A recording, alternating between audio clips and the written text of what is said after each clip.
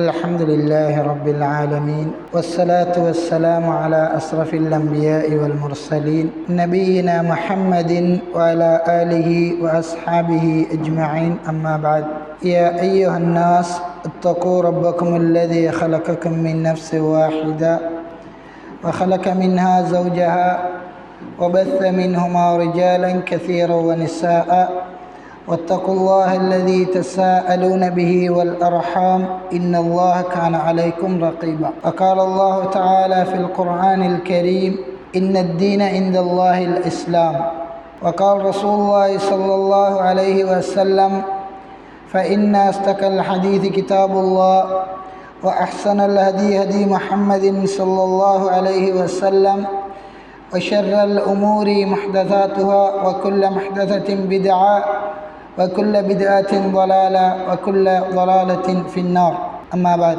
அன்பார்ந்த இஸ்லாமிய சகோதரிகளே தாய்மார்களே, வாராந்தம் இடம்பெற்று வருகின்ற இந்த மார்க்க உபன்யாச நிகழ்ச்சியிலே கலந்து கொண்டிருக்கக்கூடிய உங்கள் ஒவ்வொருவர் மீதும் அல்லாஹ்வின் சாந்தியும் கிருபையும் என்றென்றும் உண்டாகட்டும் என்று வேண்டிக் கொண்டவனாக, இந்த நேரத்தில் இந்த இடத்திலே இருக்கக்கூடியவர்கள் தவிர்ந்த ஏனையவர்கள் இந்த சிறப்பை அடையாமல், இந்த மார்க்க சபையினுடைய அந்தஸ்துகளை அடையாமல் இருக்கின்ற நிலையிலும், இந்த இடத்தில் இந்த சபையினுடைய சிறப்பையும் இந்த சபையினுடைய நிம்மத்துக்களையும் நான் பெற்றுக்கொள்ள வேண்டும் என்கின்ற ஒரு அவாவோடு இந்த இடத்தில் கூறியிருக்கின்ற உங்கள் ஒவ்வொருவர் மீதும் அல்லாஹ் நீங்கள் எதிர்பார்க்கின்ற அந்த நன்மையை உங்களுக்கு வழங்குவானாக என்று வேண்டிக் கொண்டவனாக, அன்பார்ந்த சகோதரிகளே தாய்மார்களே, இந்த உலகத்தில் பிறந்திருக்கக்கூடிய ஆண்களாக இருக்கலாம், பெண்களாக இருக்கலாம், யாராக இருந்தாலும்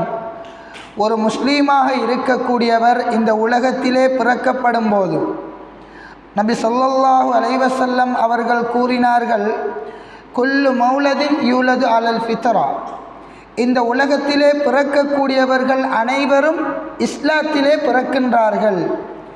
அவர்கள் கிறிஸ்தவர்களாவதும் அல்லது வேதக்காரர்களாவதும் நசாராக்களாவதும் அவர்களுடைய வளர்ப்பிலே இருக்கின்றது என்பதாக ரசூலுல்லாஹி ஸல்லல்லாஹு அலைஹி வஸல்லம் அவர்கள் கூறுகின்றார்கள். அந்த அடிப்படையிலே நாங்கள் பிறந்தது தொடக்கம் இந்த மார்க்க அடிப்படையிலே வாழ்ந்து கொண்டிருக்கின்றோம் என்று சொன்னால், எங்களுடைய தாய் தந்தையர்கள் எங்களை அவ்வாறே வளர்த்திருக்கின்றார்கள். அந்த அடிப்படையிலே நாங்கள் இஸ்லாத்திலே இருக்கின்றோம். மாறாக இஸ்லாத்தை படித்து வேறு மதத்திலிருந்து இந்த மதத்திற்கு நாங்கள் வந்தவர்கள் அல்ல. அந்த அடிப்படையில் நாங்கள் இந்த இடத்திலே ஒரே ஒரு விடயத்தை எல்லோரும் நம்பிக்கை வைத்திருக்கின்றோம், லா இலாஹ இல்லல்லாஹ் முஹம்மது ரசூலுல்லாஹ். வணங்கி வழிபாடுவதற்கு தகுதியானவன் அல்லாஹ் ஒருவன் மாத்திரம்தான் மற்றும் முஹம்மது நபி ஸல்லல்லாஹு அலைஹி வஸல்லம் அவர்கள் எங்களுடைய தூதர் என்பதாக நாங்கள் ஒவ்வொருவரும் ஈமான் கொண்டிருக்கின்றோம். அந்த அடிப்படையிலே அல்லாஹ்வை ஈமான் கொண்டிருக்கக்கூடிய நாங்கள் அல்லாஹ் எந்த மதத்தை ஏற்றுக்கொள்கின்றான் என்பதை பார்க்க வேண்டும்.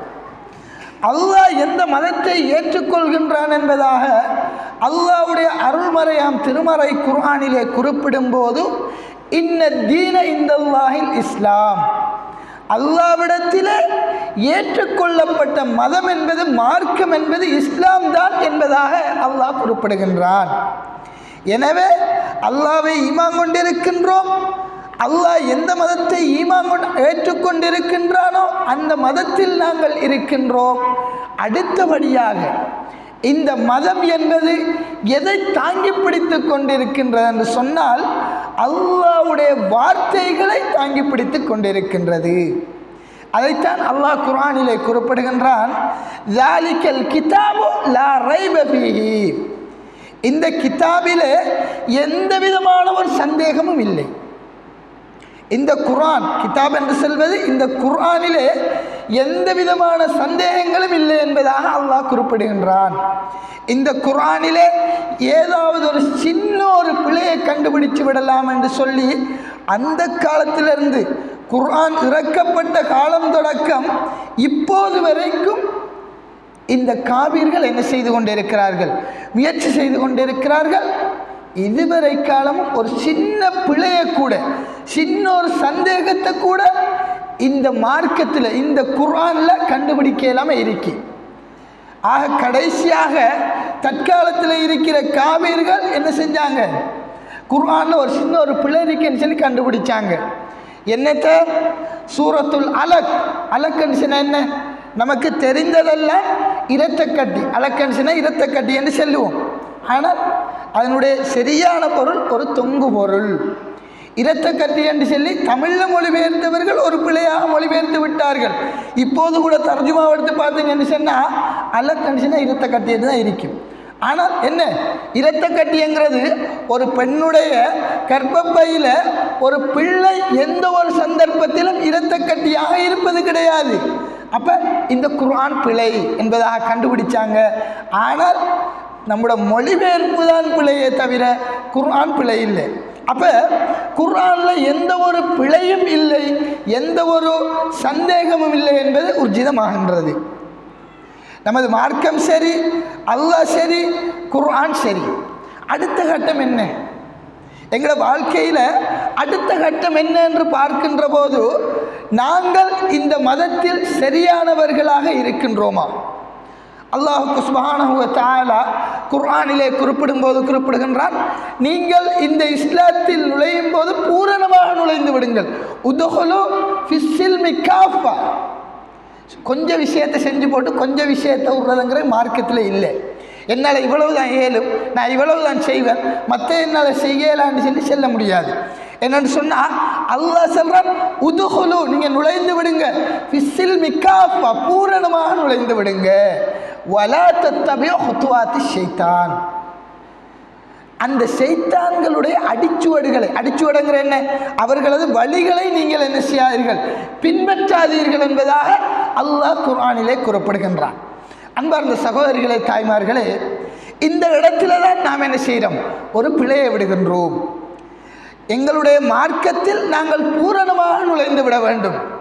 ரசூலுல்லாஹி ஸல்லல்லாஹு அலைஹி வஸல்லம் அவர்கள் இந்த மார்க்கத்தில் பூரணமாக நுழைந்ததன் காரணமாகத்தான் ரசூலுல்லாஹ் என்ன செஞ்சாங்க? பல்வேறுபட்ட போர்களை சந்தித்தார்கள். அவர்களது சொந்த நாட்டை விட்டு வேறு ஒரு நாட்டுக்கு, எல்லா விடயத்தையும் விட்டுவிட்டு வேறு ஒரு நாட்டுக்கு துறந்து சென்றார்கள் என்று சொன்னால் எல்லாம் என்னத்துக்காக? பூரணமாக இந்த இஸ்லாத்தில் நுழைந்ததன் காரணமாகத்தான்.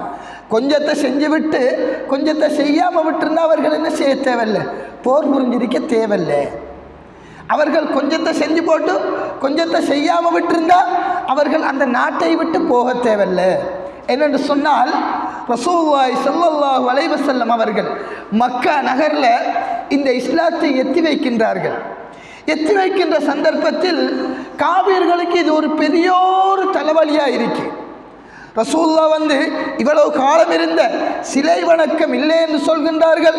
இவ்வளவு காலம் நாங்கள் செய்து வந்த வணக்க வழிபாடுகளை பிழை என்று கூறுகின்றார்கள் என்று சொன்னோன்னே நிறைய ரை பண்ணி பார்த்தாங்க.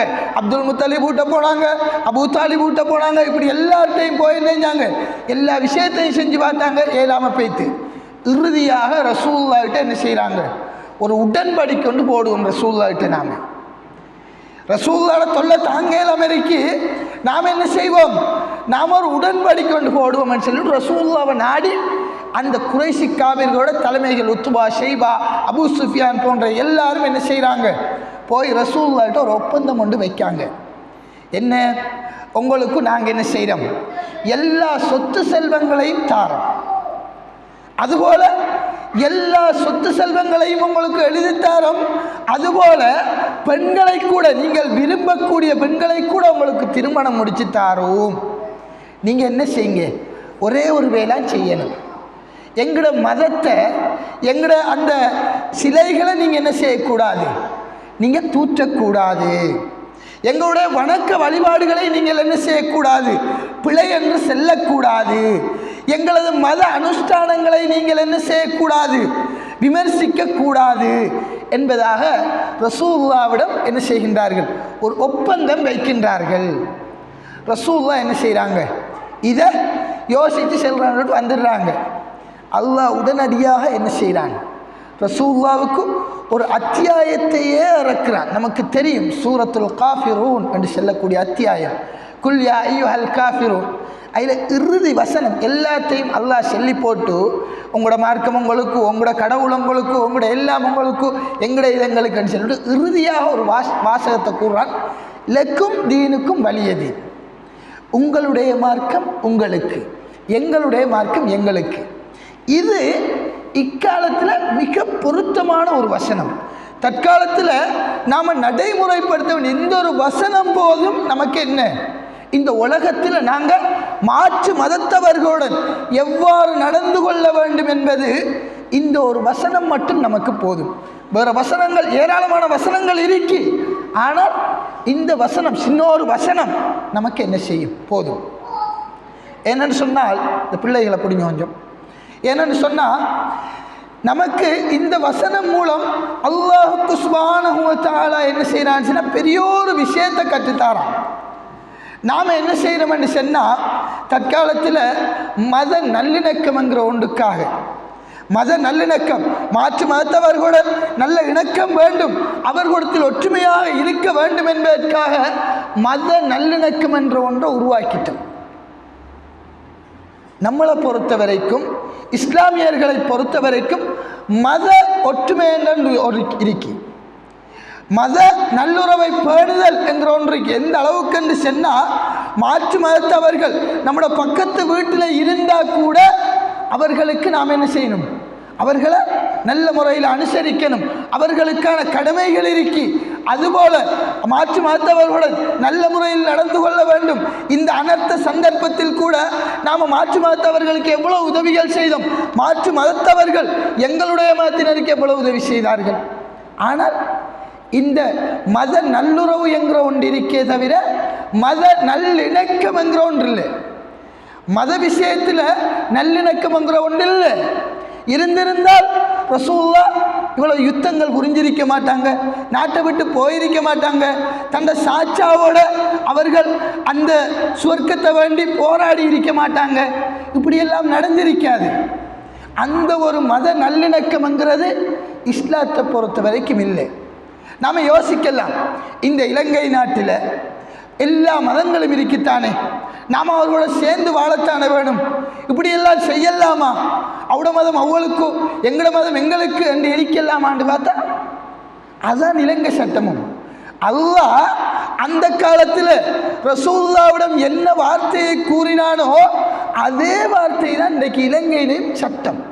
இலங்கை ஆப்பும் என்ன, அதான் கிறிஸ்தவர்கள மதம் அவளுக்கு, முஸ்லீம்கள மதம் நமக்கு, பௌத்தர்கள மதம் அவர்களுக்கு, எங்களோட மதம் எங்களுக்கு, அதுபோன்று இந்துக்களுடைய மதம் இந்துக்களுக்கு, எங்களுடைய மதம் எங்களுக்கு.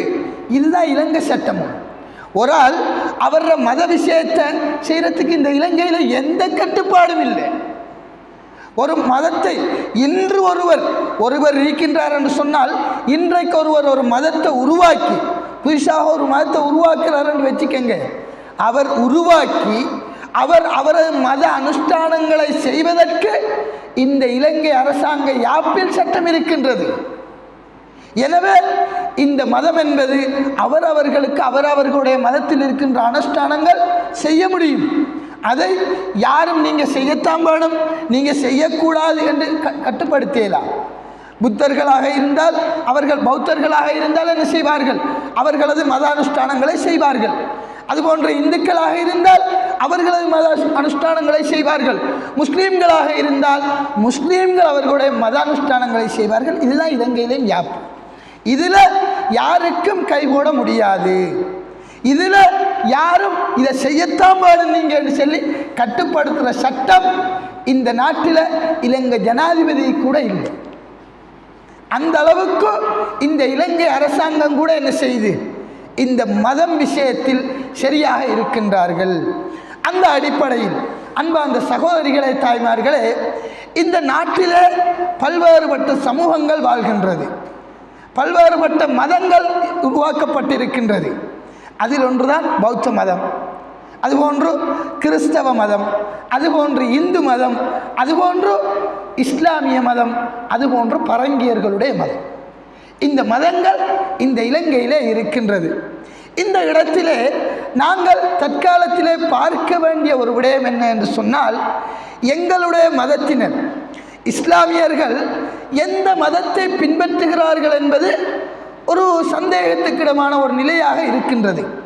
ஏனென்று சொன்னால், தற்காலத்திலே இந்த கிறிஸ்மஸ் உருவாகிச்சு. கிறிஸ்மஸ் போன 25ஆம் தேதி கிறிஸ்மஸ் தினம். அதுபோன்று இன்றைக்கு புத்தாண்டு, புது வருட தினம். இந்த இரண்டும் எந்த மதத்தினுடன் சம்பந்தப்படுகின்ற என்று சொன்னால், கிறிஸ்தவ மதத்தினருடன் என்ன செய்கின்றது? சம்பந்தப்படுகின்றது. நமக்கு தெரியும் கிறிஸ்மஸ் என்கிறது என்ன? கிறிஸ்மஸ் என்பது நமக்கு தெரிந்த ஒன்று. யாரு? இயேசு பிறந்த தினம். நம்ம பொறுத்தவரைக்கும் இயேசு என்றால் யாரு? ஈசா அலைஹிஸ்ஸலாம் அவர்கள் பிறந்த ஒரு தினத்தை கொண்டாடுகின்றார்கள். இந்த தினம் எவ்வாறுபட்டது? நாமெல்லாம் என்ன செய்கிறோம்? எந்த அளவுக்கு என்று சொன்னால், நம்முடைய முஸ்லீம்கள் இந்த விஷயத்தில் கிறிஸ்தவ மதத்தை அவர்கள் என்ன செய்கின்றார்கள்? அவர்களுடைய மத நம்பிக்கை அவர்கள் பின்பற்றட்டும், அதை நாம் பிள்ளைண்டு செல்லலை. ஆனால் அவர்களுடைய நம்பிக்கை அவர்கள் செய்கிறார்கள். ஆனால் எங்களுடைய வகிவாகங்களில் என்னையாக இருக்கின்ற என்று பார்க்கும்போது கவலைக்கிடமான ஒரு விடயம். இந்த நாளில் அல்லாவுக்கு இந்த நாள் எவ்வளவு கோபமான நாள் தெரியுமா?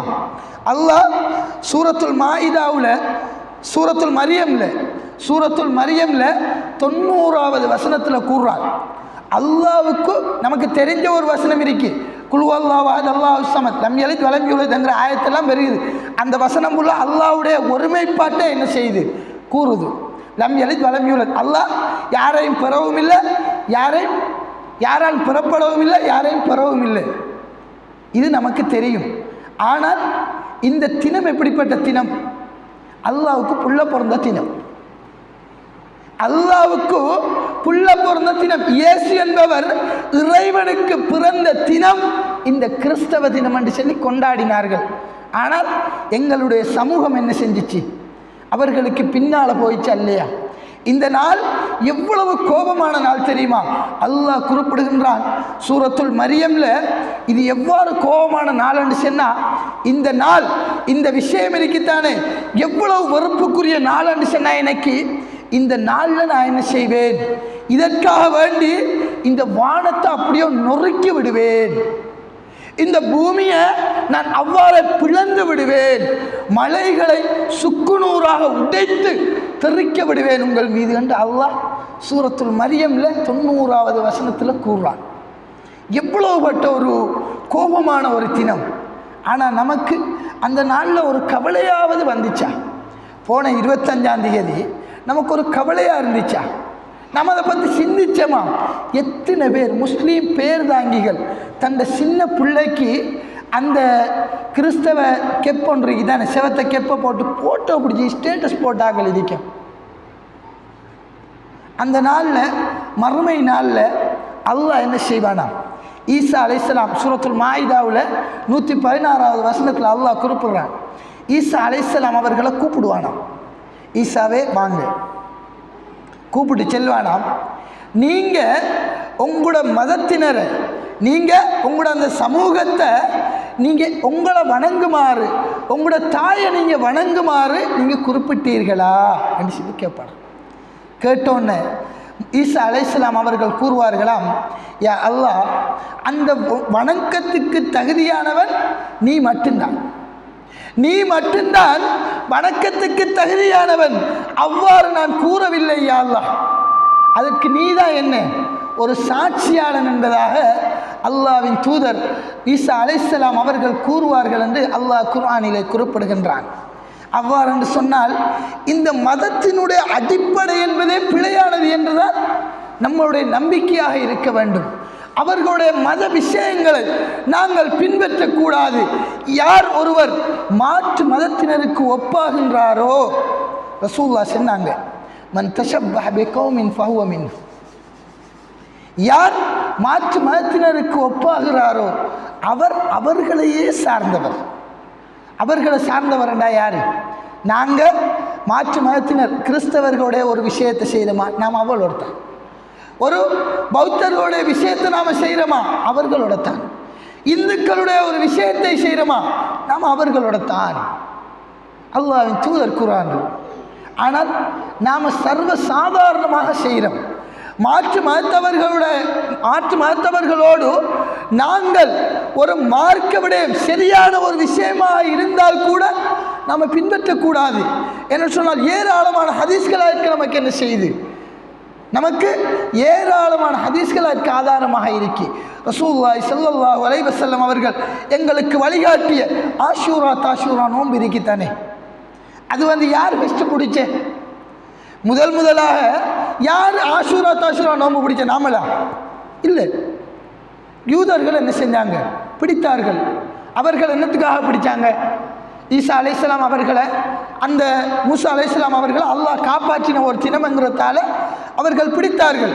அப்போ ரசூலுல்லாஹ் சொல்கிறாங்க, என்ன, நாங்கள் உங்களை விட அவருக்கு நன்றி, அல்லாஹ்க்கு நன்றி செலுத்துறதுக்கு நாங்கள் தகுதியானவர்கள் என்று சொல்லிவிட்டு ரசூலுல்லாஹ் என்ன செய்கிறாங்க, 10வது தினம் நோன்பை பிடிக்காங்க. இது ஒரு நல்ல விஷயம், ஓமா இல்லையா? நல்ல விஷயம். ஆனால் ரசூலுல்லாஹ் சொல்கிறாங்க, நாங்கள் யூத கிறிஸ்தவர்களுக்கு மாறு செய்வதற்காக அடுத்த வருடம் உயிரோடு இருந்தால் 9 நோன்பு பிடிக்கும். அதுக்காக தான் நாம் என்ன செய்கிறோம், இப்போ ஆஷூரா தாஷூரா நோன்பு பிறை 9 பிறை 10 என்னத்துக்காக பிடிக்கும்? நாம் அவர்களுக்கு மாற்றம் செய்ய வேண்டும். அதுவும் என்ன விஷயத்தில்? மார்க்க விஷயத்தில், சரியான ஒரு விஷயத்தில் கூட மாற்று மதத்தவர்களோட நம்ம ஒப்பாகிவிடக்கூடாது என்பதற்காக ரசூலுல்லாஹ் உறுதியாக இருந்தார்கள். ஆனால் நாங்கள் அல்லாஹ்வின் தூதர் தடுத்த விஷயங்களே பின்பற்றுவோம் என்று சொன்னால் எந்த அளவுக்கு எங்களுடைய ஈமான் இருக்கின்றது? ஈமான் எல்லாம் செத்துட்டா, நம்முடைய ஈமான் எல்லாம் உயிரோடு இருக்க, நம்முடைய கேட்டு பார்க்க வேண்டிய ஒரு நிலையில் இருக்கும். கிறிஸ்மஸ் பேய்த்து அதுக்கு அடுத்ததாக என்ன வந்துச்சு? இன்றைக்கு என்ன? இன்றைக்கு புத்தாண்டு தினம் என்ற ஃபோனில் இருக்கு. ஏராளமான முஸ்லீம்கள், எல்லார பேரும் முஸ்லீம்கள் எல்லாம் என்னஞ்சாங்க, ஹெப்பி நியூ இயர், புது வருஷத்தை வரவேற்கிற, புது வருஷத்துக்கு வாழ்த்து கூறுற ஒரு படி மேலே போய் சுப்ஹானல்லாஹ். கவலையான விஷயங்கள் என்ன தெரியுமா? மார்க்கம் பேசக்கூடிய மௌலவிமார் ஹெப்பி நியூ இயர் போடுறாங்க. மார்க்கம் பேசக்கூடிய மௌலவியாமார் ஹெப்பி நியூ இயர் சேர்த்து பாட்டு போடுறாங்க. கவலையான ஒரு விஷயம்.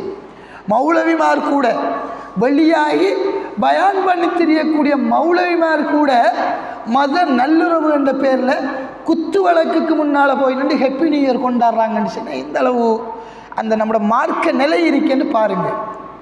எந்த அளவு நாம் இந்த மார்க்க விஷயத்தை பின்பற்ற என்று பாருங்கள். ரசூலுல்லாஹி ஸல்லல்லாஹு அலைஹி வஸல்லம் அவர்கள் கூறினார்கள், ஒரு காலம் வரும், அந்த காலத்தில் நம்முடைய முஸ்லீம் உம்மத்தினர் என்ன செய்வாங்க தெரியுமா? மாற்று மதத்தவர்களை மூலமாக ஷானாக பின்பற்றுவாங்க. எந்த அளவுக்கு என்று சொன்னால், அவர்கள் உடும்பு பொந்துக்குள்ளே பூந்தா கூட ஒரு யூதர்கள் ஒரு உடும்பு பொந்துக்க பூந்தா கூட நம்முடைய முஸ்லீம்களை என்ன செய்வாங்க, பூர்வாங்கன்னு சொன்னாங்க.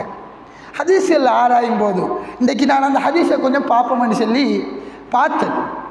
உடும்பு பொந்தை ஏன் ரசூலுல்லாஹ் சொன்னாங்க? எவ்வளோ விஷயங்கள் இருக்கு.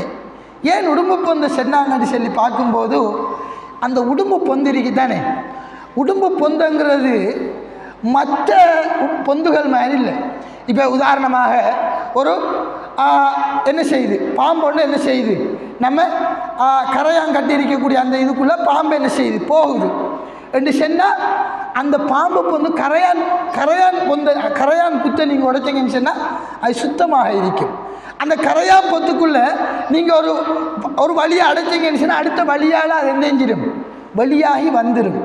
ஆனால் உடும்பு பொந்துங்கிறது இமாம்கள் குறிப்பிடும்போது, உடும்பு பொந்துங்கிறது உயிரினங்களுடைய பொந்துகளிலே மிகவும் அசிங்கமான ஒரு பொந்து உடும்பு பொந்து தான்.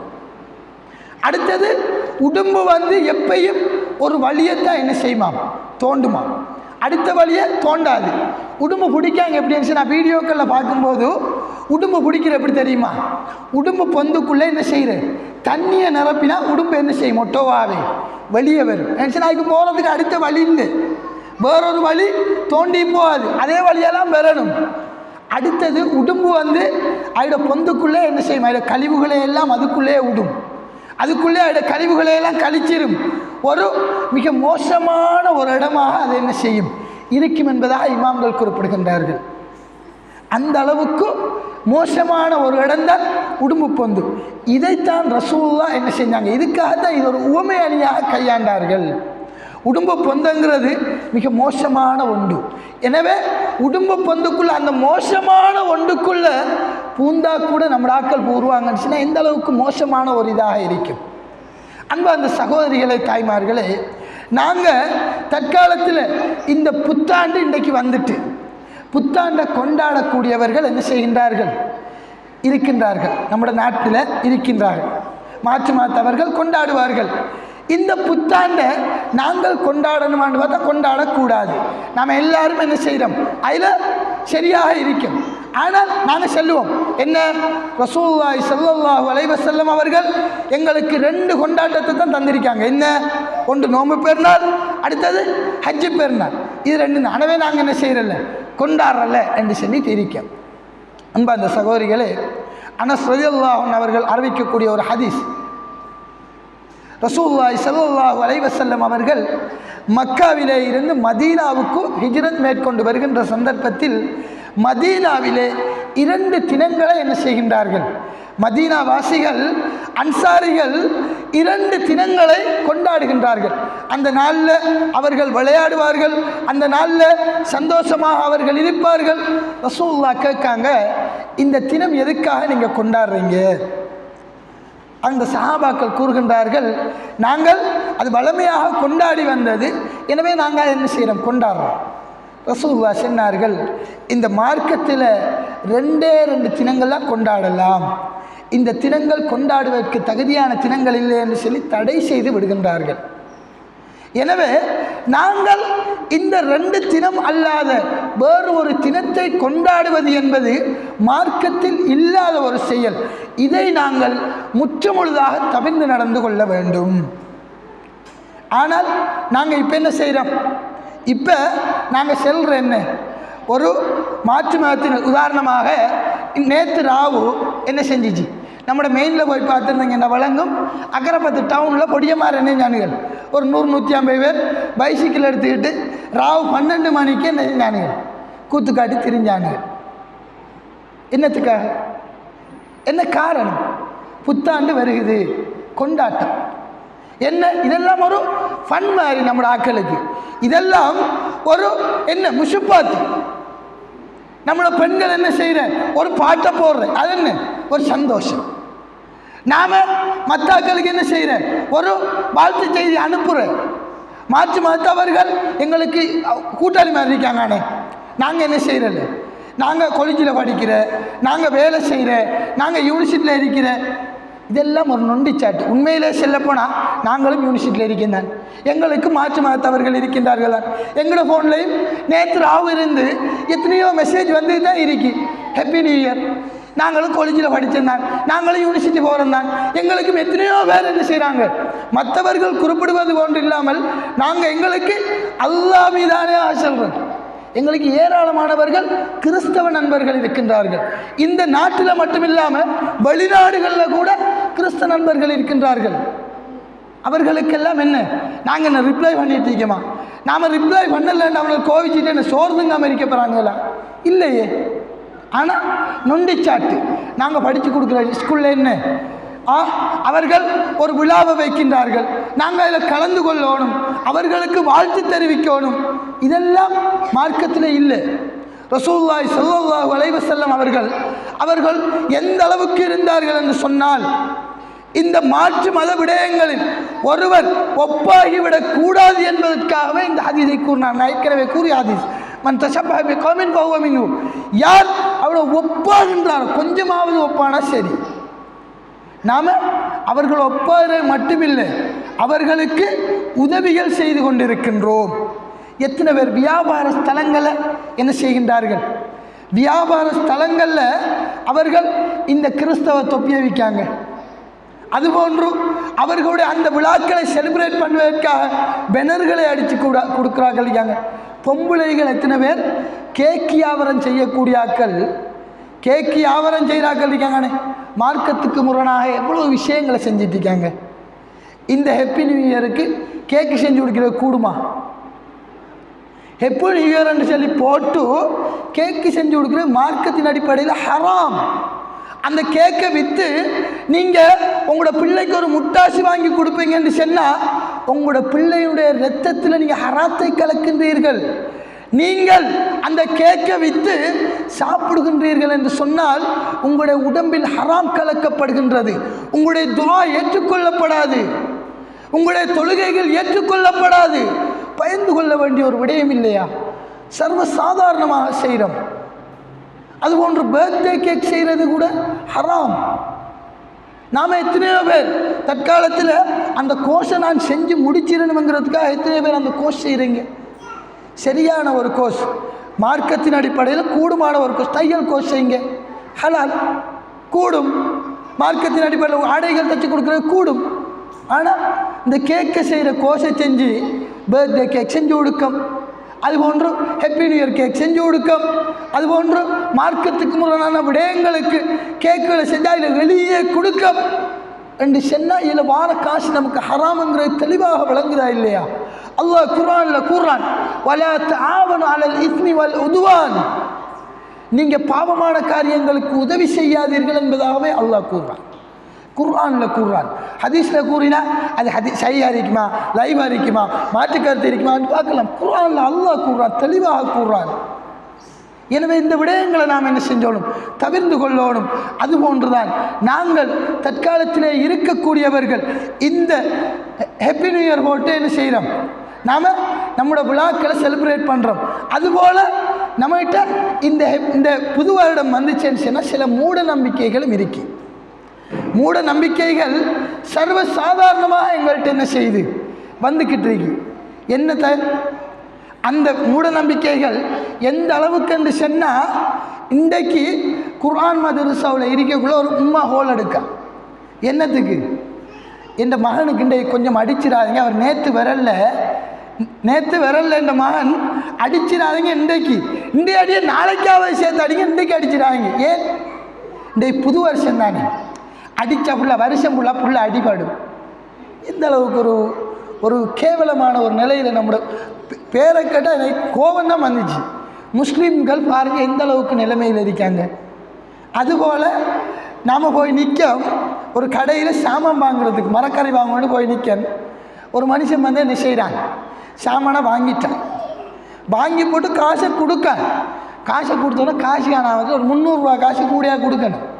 கொடுத்தோன்னே அந்த முதலாளியோட சொத்தை என்ன சுருங்கிட்டு, புது வருஷம் அதிகமாக நாளைக்கு என்றாலும் பிரச்சனை இல்லை வந்திருக்கலாம், இன்றைக்கு வந்து சாமானை வாங்கி போட்டு குறை காசோட போகிறீங்களாப்பா ரெண்டு செல்கிறேன். நான் கேட்டேனே நான் அப்படி செல்றேன் சொல்லி, புது வருஷம் தானே மௌலவி, எனக்கு மௌலவி என்று செல்லாங்க, நான் வேறு வாசகம் செல்வேன், இன்றைக்கி தேவையில்லைன்ட்டு வந்துட்டேன்.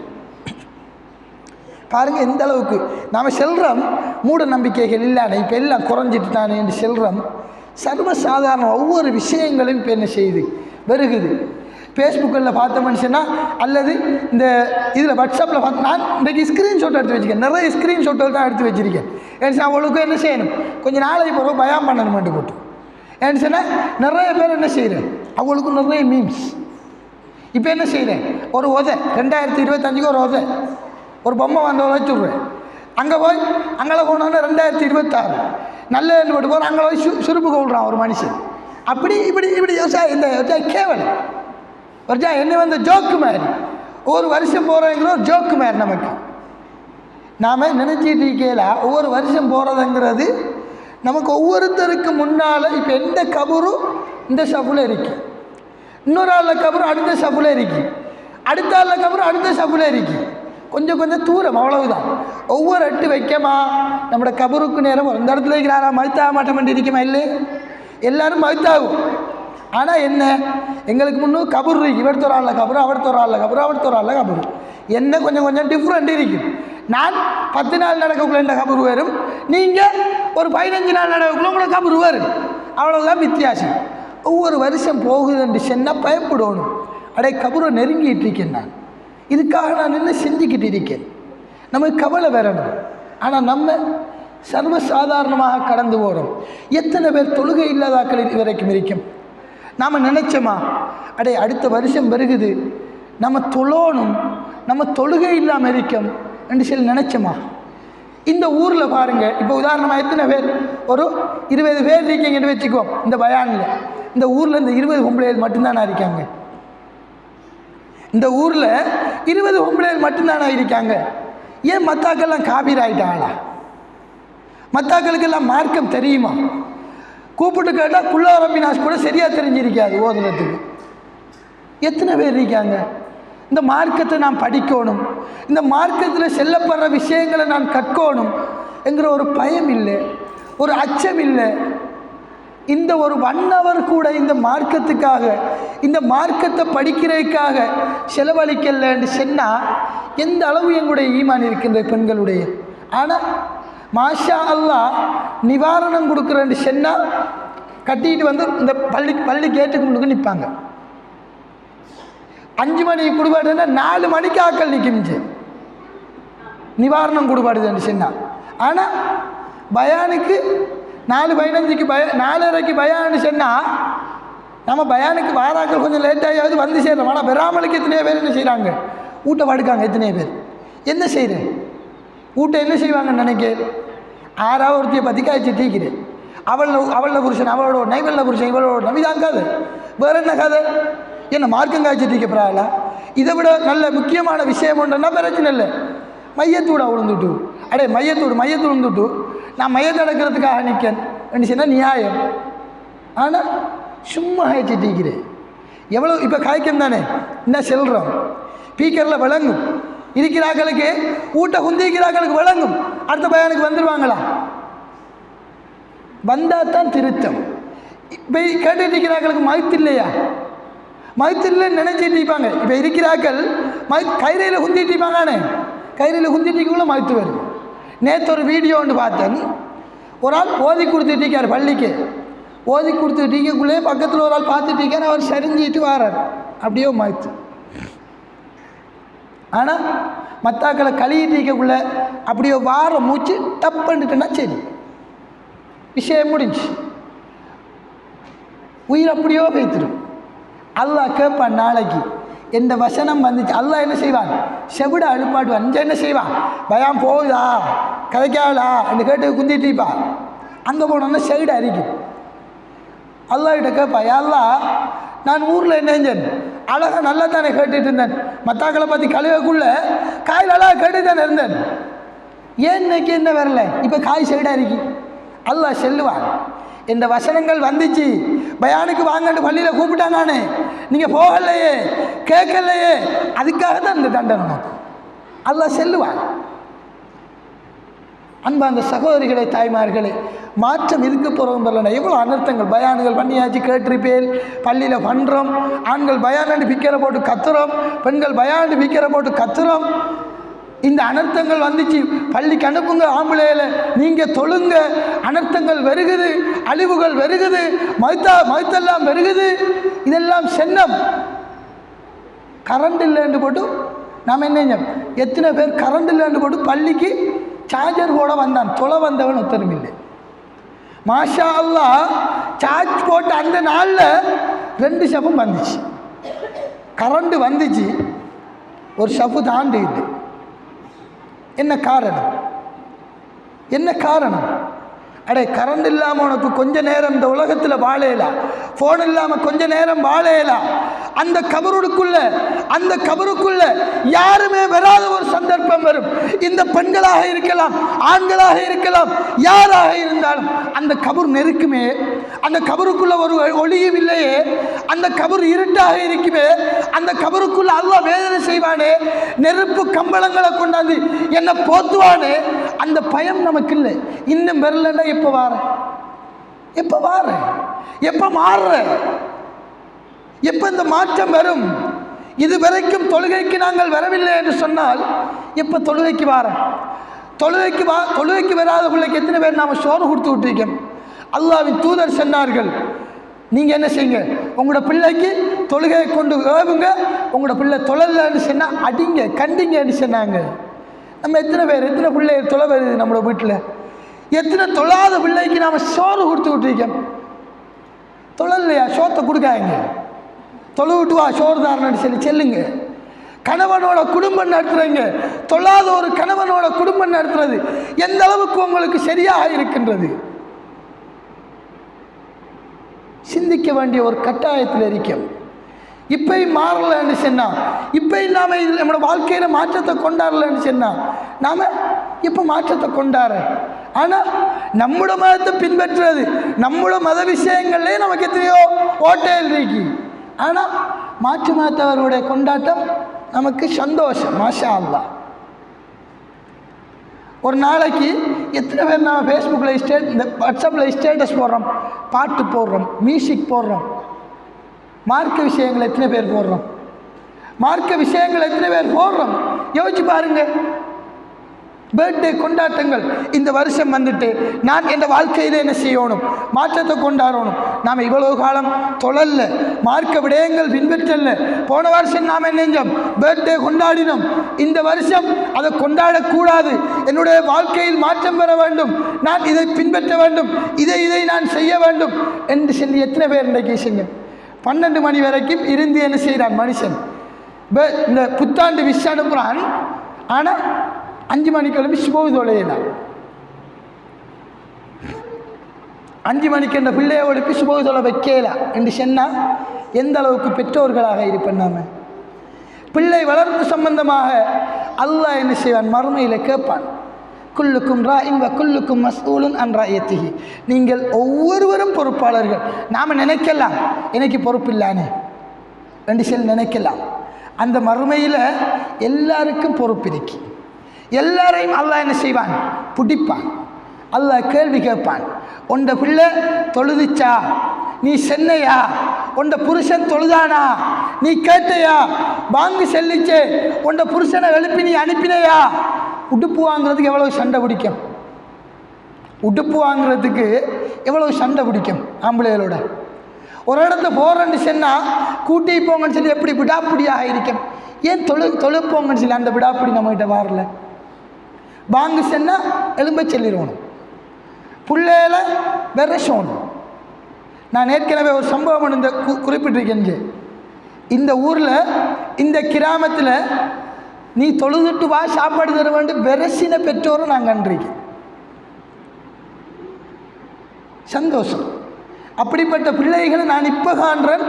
இதுவரை காலமும் அந்த பொடிமா பெரிய பொடியை மாட்டேன், அன்னரகம் சின்ன பொடியனாக இருந்தான், இப்போ பெரிய பொடியனாக இருக்கேன். இதுவரைக்கும் அவன் தொழுகையாளியாக தான் இருக்கேன். ஆனால் எத்தனை பேரை நான் பார்த்தேன், சின்ன பிள்ளையில் தொழுகை கணக்கே இல்லை, அவன் இப்போ வீடியோ அடிச்சுட்டுட்டான். அன்றைக்கு நேற்று ஒரு சம்பவம் உண்டு. நான் ரோட்டால் போகிறேன், கொஞ்சம் பொடிய மாதிரி சின்ன பொடிய மாதிரி இருந்து காய்ச்சி அடிச்சுட்டு இருக்காங்க. சின்ன சின்ன இம்பட்டு காக்கள் காய்ச்சி அடிச்சுட்டு இருக்காங்க. பாருங்கள் எந்த அளவு நிலைமை போகுது. பிள்ளைகளை வளர்த்து சரியாக விடணும். பிள்ளையோட கையில் என்ன ஒரு போஸ்ட் கார்டை வச்சுக்கானா வாங்கி என்ன செய்யணும், ஒரு அடியை கொடுத்தா இல்லாமாக்கணும். அதுபோல் ஒரு குண்டு விளையாடிட்டு இருக்கானா அதெல்லாம் தேவையில்லாத ஒன்றுன்னு சொல்லி நாம் என்ன சொல்லணும், அவனை சரியான முறைக்கு வழிகாட்டணும். பிள்ளை இப்போ ஒவ்வொருத்தனுக்கும் என்ன செய்யுது, ஃபோன். சின்ன பொடியமாருக்கு கூட ஃபோன், சின்ன ஒரு பொடியனுக்கு கூட ஃபோனை கொடுத்தா சும்மா இருப்பான். நம்மளை இந்த உமா மாதிரி என்ன செய்கிறேன், ஃபோனை கொடுத்து சும்மா வச்சுக்கிறேன். புள்ள ஓரமாக ஆக்கள் வந்துட்டேன்டா வீட்டை என்ன செய்கிறேன், பிள்ளை கண்ணாடி படுத்துனான்னு சொன்னால் என்ன செய்கிறேன், நாம் பிள்ளைக்கு ஃபோனை கொடுத்து அப்படியே வைக்கிறேன். இதெல்லாம் மாற்று மதத்தான்கள் நமக்கு கொண்டு வந்து இந்த வலைகள். மாற்று மதத்தாக்கள் இந்த ஃபோனை கொண்டு வந்து என்ன செய்கிறான், ஃபேஸ்புக்கோட ஓனர் செல்கிறான். என்ன ஃபேஸ்புக்கோட ஓனர் செல்கிறான், எங்களோட ப்ராடக்ட் வந்து என்ன இல்லை, எங்களோட ப்ராடக்ட் வந்து ஃபேஸ்புக் இல்லை. ஃபேஸ்புக்குங்கிற நாம் நினச்சிருக்கோம் அவன் ஃபேஸ்புக்கை வச்சா சம்பாதிக்காண்டு. நாங்கள் ஃபேஸ்புக்கை உருவாக்கி மக்களை தான் ப்ராடக்டாக வைக்கிறோம். மக்கள் தான் எங்களோட ப்ராடக்ட். எந்த அளவு அவன் புரிஞ்சு வச்சுக்கான் மக்களை. நாம் ஒரு இந்த ஆட்டு மந்த கூட்டம் மாதிரி போய் போய் போய் போய் எல்லோரும் என்ன ஃபேஸ்புக்கில். அதுலேயும் குறிப்பாக நம்முடைய கிராமம் சுபஹானல்லாஹ் இந்த மார்க்கத்தில் முந்தி அடிச்சு போகிறாக்கள் மாதிரி நம்முடைய கிராமத்தாக்கள் எல்லாருக்கும் ஃபேஸ்புக். ஆம்பளை பொம்பளை எல்லா பொம்பளையிலும் கூட இப்போ ஒரு சும்மா ஃபோன் எடுத்து பாருங்கள், ஒரு பொம்பளை பிள்ளை கூட புருஷன் ஃபேஸ்புக்கை யூஸ் பண்ணணும். ஃபேஸ்புக் நான் யூஸ் பண்ணணும்.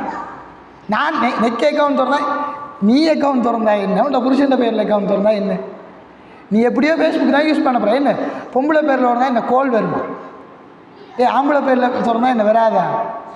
இப்போ நிறைய பேர் கொடிய மாதிரி தெரிஞ்சிட்டு புருஷன் மாதிரி ஃபேஸ்புக் பொண்டாட்டி மாதிரி தான் யூஸ் பண்ணுறாங்கன்னு தெரிஞ்சிட்டு அதால் சும்மா மெசேஜ் போட்டு பார்க்குறேன்.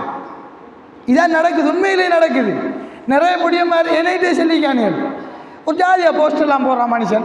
சும்மா தேவையில்லாத பூ காய்க்கெல்லாம் பொம்பளையில் என்ன செய்கிறேன், நல்ல பூ வந்தால் லைக் பண்ணுறேன், அவனுக்கு பொடிய மாதிரி பிடிச்சிக்குவானுங்கள். ரைட், இது என்ன செய்கிறாரு, ஆம்பளை பூக்கு இந்த லைக் போடுவானா? போட மாட்டான். பொம்பளை தான் பூக்கு லைக் போடுவான். அப்போ அவனுக்கு விளங்கிடும். எனவே இந்த விஷயங்கள்லாம் மாற்று மதத்தவர்கள் சும்மா ஜோகு சொல்ல நினச்சிக்கணும். இதெல்லாம் சீரியஸாக நடந்துகிட்டு இருக்குது. இதெல்லாம் நாம் கொஞ்சம் என்ன செய்யணும், உன்னிப்பாக இருக்கணும். நாம் யோசிச்சுட்டு இருக்கலாம், நாம் யூஸ் பண்ணுற ஆருக்கு தெரிய போகுது. இதெல்லாம் டெக்னிக் பொடிய மாதிரி தெரியும், நீங்கள் நினச்சிட்டு இருக்க தேவையில்லை, அவனுக்கு தெரியாது என்று எல்லாம் தெரிஞ்சிட்டு இருக்காங்க. சின்ன சின்ன பொடியம்மார் இந்த கவரேஜ் இல்லாத டைமில் கூட நாம் பெரிய பொடியம்மார்ட்ட கேட்க தேவையில்லை, சின்ன பொடியம்மார் வந்து செல்லுவானு கவரேஜ் இல்லைடாப்பான்னு சொன்னால் மௌலவி அவர் தெரிக்க அந்த அவர்த்த போங்கலாம் கவரேஜ் இருக்கு. சின்ன பொடியம்மார் வந்து செல்கிறான், சின்ன பக்கட்டாசி. பாருங்கள் எந்த அளவு அந்த மாற்று மத கலாச்சாரங்கள் நம்மளோட பிள்ளைகள்கிட்ட ஊடுருவிட்டேன்னு பாருங்கள். எனவே ரசூலுல்லாஹ் சொன்ன விஷயங்கள் அந்த விஷயங்கள் தான். நான் ஏற்கனவே சொன்ன விஷயம், ரசூலுல்லாஹ் சொன்னாங்க மாற்று மதத்தோட ஒப்பாதாதீங்க. அப்படி நீங்கள் ஒப்பாகுவீர்கள், எந்த அளவுக்கு உடும்பு பந்துக்கு போகிற அளவுக்கு நீங்கள் வைத்திருவீர்கள். இதெல்லாம் செய்யக்கூடாது என்பதாக ரசூலுல்லாஹ் என்ன செஞ்சிட்டாங்க, சொல்லிட்டாங்க. இதை நாம் ஒவ்வொரு கிழமையும் பயான் கேட்குற அதான் இதான்னு சொல்லி கேட்டு போட்டு இந்த காதால் கேட்டு இந்த காதால் ஒரு கல்ச்சர் இருக்கப்போகிறான். உங்களுக்கு ஏற்கனவே எல்லா விஷயங்களையும் சொல்லப்பட்டிருக்கு. இந்த இடத்துல இருக்கிறார்களுக்கு நாம் கேட்குறத நடைமுறைப்படுத்தணும். ஒரு மனுஷன் வாழ்க்கையில் ஒரு மாற்றம் பெறணுமாக இருந்தால், இந்த வாழ்க்கையில் ஒரு மாற்றம் பெறணுமாக இருந்தால் 3 விஷயம் அவன் செய்யணும். முதலாவது, ஒரு நல்ல விஷயம், பேசப்படுற ஒரு நல்ல விஷயத்தை அவன் கேட்கணும். உதாரணமாக பயானுக்கு வந்து அந்த பயானை கேட்கணும், கேட்குற விஷயத்தை. 2வது விஷயம், கேட்குற விஷயத்தை அவனுடைய வாழ்க்கையில் என்ன செய்யணும், நடைமுறைப்படுத்தணுமாக இருந்தால் 2வது விஷயம் அவனை அதை சிந்திக்கணும். அந்த விஷயத்தை இப்போ உதாரணமாக ஒரு விஷயத்தை மாற்று மதத்தவரோடு ஒப்பாதீர்கள் என்கிற ஒரு விஷயத்தை நான் கேட்கனாக இருந்தால் அதை சிந்திக்கணும். அதில் என்ன நலவுகள் இருக்கு, என்ன கடும்புகள் இருக்கு, இதால் என்ன விபரீதங்கள் வரும் என்று சிந்திக்கணும். சிந்திச்சிட்டோமா, 3வது விஷயம் என்ற வாழ்க்கையில் அதை நடைமுறைப்படுத்தணும். நான் இதை பின்பற்றக்கூடாது என்று முடிவெடுத்தால் அதை பின்பற்றக்கூடாது. இந்த 3ம் இல்லாமல் நம்மளோட வாழ்க்கையில் மாற்றம் வராது. கேட்கிறது, சிந்திக்கிறது, நடைமுறைப்படுத்துறது, இது 3ம் இருக்கணும். இது இருக்குமாக இருந்தால் மாற்றம் வரும். அடுத்தது, இது மாற்றம் வரணுமாக இருந்தால் தன்னிடத்தில் மட்டும் வந்தால் போதுமா? இப்போ 20 பேர் பயானுக்கு வாரேன், அந்த பயான் ஆரம்பித்ததில் வந்த 20 பேர்னா இதுவரைக்கும் வாரம் என்று சொன்னால் மாற்றாக்கள்கிட்ட நாம் செல்கிறோமா என்கிறது ஒரு கேள்வி. நாம் பயானுக்கு வாரோம், பயானுக்கு அப்படியே வாரம் போகிறோம், நன்மை அல்ஹம்துலில்லாஹ். ஆனால் அல்லாஹ் ஒரு கேள்வியை மறுமையில் கேட்பான். அல்லாஹ் மறுமையில் ஒரு கேள்வியை கேட்பான். என்ன தெரியுமா?